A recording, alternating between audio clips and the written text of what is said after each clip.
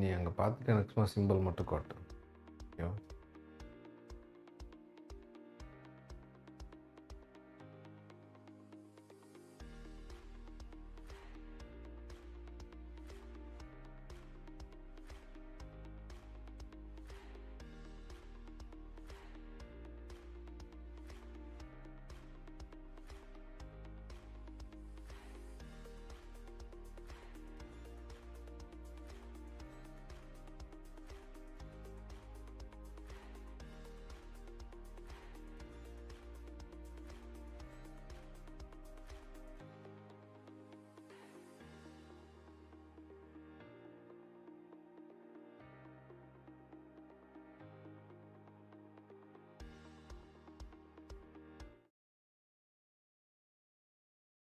Hello everyone.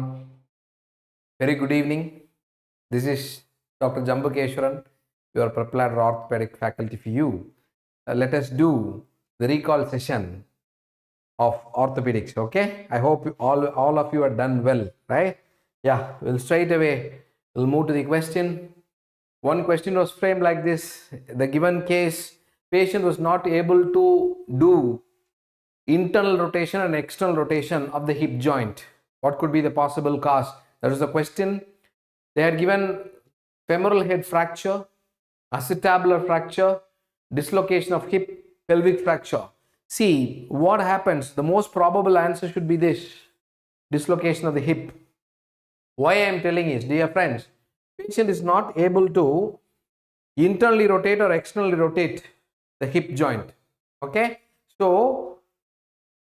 what the attitude of the lower limb in hip dislocation is flexed, adducted and fully internally rotated already.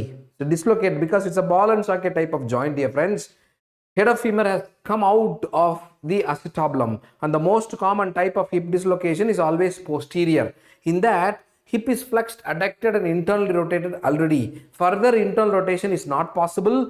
External rotation is also not possible. So probable answer should be posterior dislocation hip. Okay, this should be the right answer. It can't be other choices or vague choices. In acetabular fracture, you can do internal rotation, external rotation, everything painful. Okay, so pelvic fracture is not relevant, femoral head fracture is not relevant to this. So probably it should be posterior dislocation hip. Move on to the second question. Identify the fracture. They had given an image and asked to identify. When I am able to see here the radial head is shattered to pieces. So with this given image, the probable diagnosis is comminuted fracture radial head. The choice as radial head fracture is there, so probably this should be the right answer, dear friends. It is not elbow fracture. Elbow fracture, it's a vague term. It's not medial epicondyle fracture. It's not lateral epicondyle fracture here. So it is radial head, comminuted fracture, head of radius. Okay, we all know the proper treatment for this is excision, complete excision of the radial head, and the classification for radial head fracture, several times we had seen Mason's classification. Okay, so we will move on to the next question. Identify the structure pointed in the anatomical snuff box. Here given, they had asked, this is the arrow. What is this structure? They are asking. What is this structure? They are asking. And obviously, when you look at this structure is, it is extensor pollicis longus.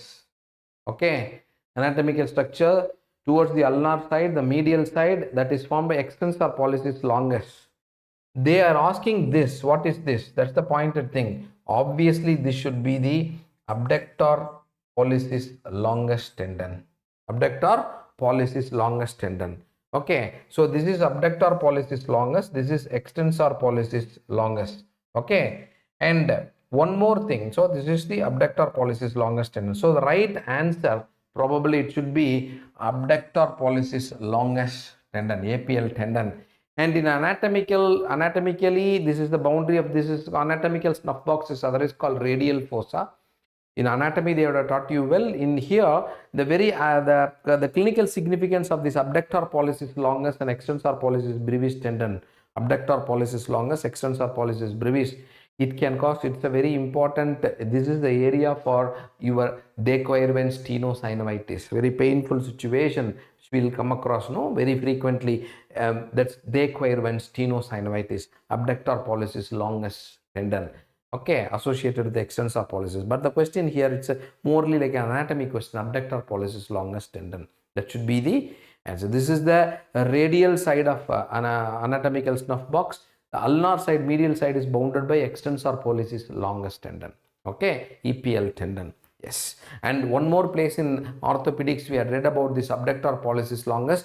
Abductor pollicis longus, frequently it will pull the proximal fragment in case of Bennett fracture. That's why Bennett fracture mostly will go for non-union, so it needs an open reduction internal fixation with K wires. Okay, so that's the significance of this abductor pollicis. The answer should be abductor pollicis longus tendon. Then comes muscle inserted in lesser trochanter, they had asked. Again, more anatomical, no problem, very simple. This is your head of the femur, this is neck of femur, greater trochanter, lesser trochanter. Okay, the muscles that are attached to lesser trochanter are psoas major and iliacus. So these two muscles very much attached to lesser trochanter. What are the muscles that are attached to greater trochanter? Gluteus maximus, gluteus medius. Okay, then what is that? Piriformis, then obturator externus and obturator internus. Okay, so the choices they had given: psoas major, psoas minor, obturator internus, piriformis. So the right answer should be psoas major, muscle attached to lesser trochanter. This is lesser trochanter. Okay, so more sort of an anatomy question, very simple. The next question they had asked, identify the fracture. They had given here a screw they had put here. So this should be the fracture, right? So identify the fracture. You just see radius is there. So it should be lateral epicondyle. It should be lateral epicondyle fracture. The answer should be lateral epicondyle fracture. We all know that very many times we have seen lateral epicondyle fracture in a child is called fracture of necessity because lateral epicondyle very frequently go for non-union. Okay, lateral epicondyle go for non-union. So lateral epicondyle sometime when it goes for malunion, what happens? No, cubitus valgus, it will end up in late complication is cubitus valgus. So cubitus valgus, you know what will happen? It will cause tardy ulnar palsy. All these points already we had covered in the topic lateral epicondyle fracture.